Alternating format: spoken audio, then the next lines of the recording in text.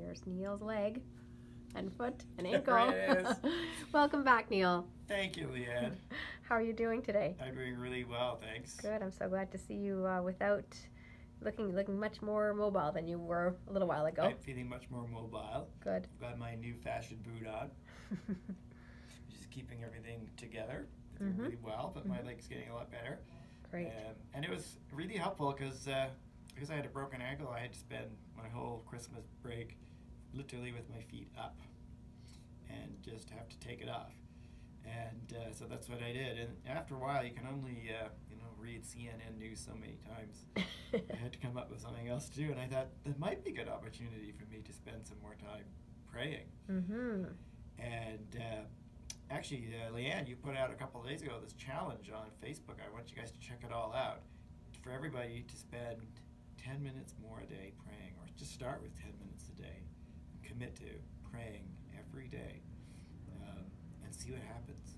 And I was like, that's kind of what I got forced to do this Christmas. I had to sit there and spend some time praying. And one thing I did was I found this app, which has probably been around forever, from the Church of England called Common Worship. And it has morning prayer, evening prayer, and compline for every day with all the readings and canticles. And that's been really helping me structure my prayer life in a different way for the last while. And I've made that my discipline to try to do those offices. It's so much easier when it's all on your phone. You just turn it on and go and pray. And that's been my 10 minutes, 3 times a day.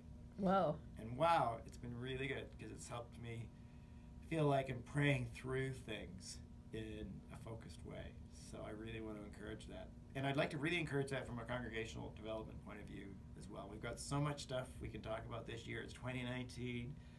Got lots of exciting things to think about. There's been some really great stuff in stewardship education going on in the diocese, and Supper Club is coming at the end of the month. Dinner Church is like this movement that we're really wanting to encourage. There's a lot going on. But one of the first things I'd really encourage your church to do, and you as a community to do, is to take that challenge to pray together every day. Because actually we can use all these tools that we have, but they need to be supported and structured by prayer.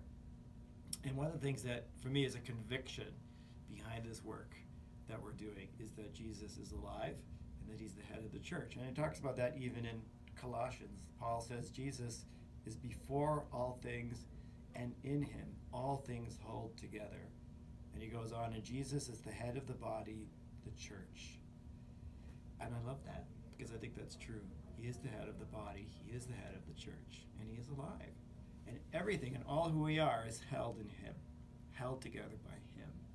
So what if we all took the challenge at this beginning of the year during this Epiphany season to say, first we're going to get together and pray together, and maybe find some extra time to pray, or maybe at your parish council meetings or after church, say we're going to take 10 minutes or maybe a little longer, and we're going to pray together and trust that Jesus is alive and that he is in control of our church and that he has a will and a purpose for us, and to find out what that is.